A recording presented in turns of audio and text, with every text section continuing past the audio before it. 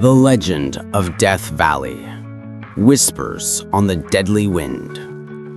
In the land of the American West, in an era when gold was God and hope was religion, the story of brave men and tragedy was etched into the sand and scorching winds. A tale is told of a valley that devours life and echoes with the lament of the hopeless. The Legend of Death Valley. It was in the winter of 1849 that a large caravan of prospectors set out for the gold fields of California. They had traveled a long, arduous journey crossing vast prairies and rugged mountains. But then, a rumor of a dangerous shortcut that could shave weeks off their journey split the group in two. One group chose the safer, longer route.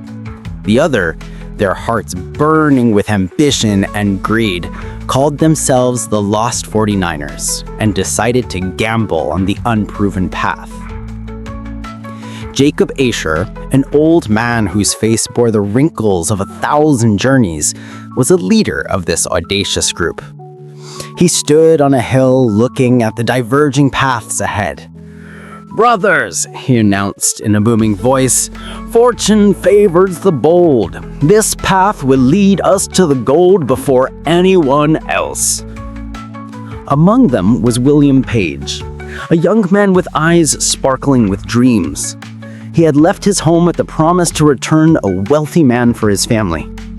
He gazed at the valley before him, a place that looked vast and terrifying. But Jacob's words reignited his belief and courage. The first week of their journey passed smoothly. However, the deeper they ventured into the unfamiliar land, the more the landscape transformed in a haunting way. Lush green trees vanished, replaced only by stunted shrubs and twisted cacti that looked like gnarled hands reaching up from the ground. The once damp earth cracked into a mosaic of dry patterns, and the sky, once vibrant, turned a pale, washed-out blue, a merciless canvas for the scorching sun. Silence began to descend, a heavy, frightening quiet. There was no bird song, no buzzing insects, only the sound of their footsteps on the sand and their increasingly labored breathing. "Which way now, Jacob?" Ethan asked. His voice trembled as he looked at the boundless emptiness around them. "We must only go forward," Jacob replied firmly, but a flicker of worry was now visible in his eyes. "The map says we'll find water soon." But the map lied. Or perhaps it was they who had strayed into a map that didn't exist. The water in their canteens dwindled with every step. What was once a drink to quench their thirst became a mere sip to moisten their cracked lips.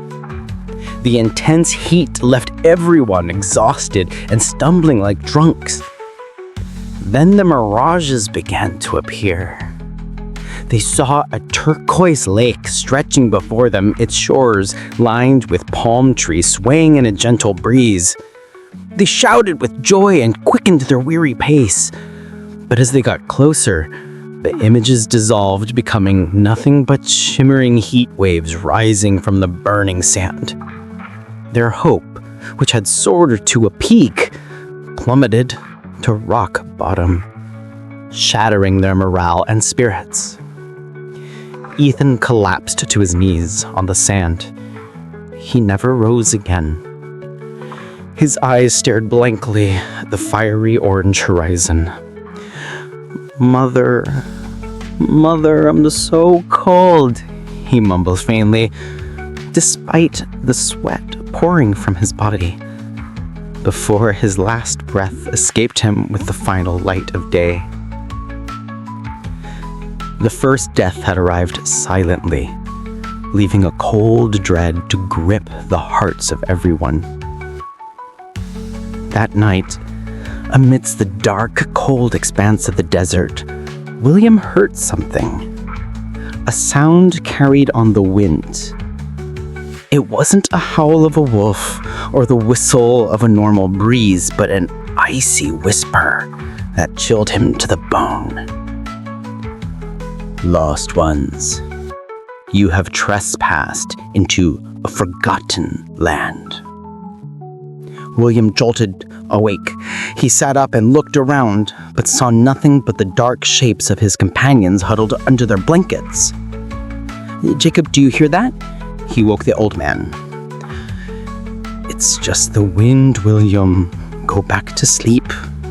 We need to save our strength. But William knew it wasn't just the wind. The next night, the sound returned. This time, it wasn't a whisper, but the sobs of countless people, a lament of pain and despair. It was as if every grain of sand had absorbed the suffering of every soul who had perished in this place. Despair turned to madness. Aaron, a sturdy man who had once boasted of his strength, now had a vacant look in his eyes.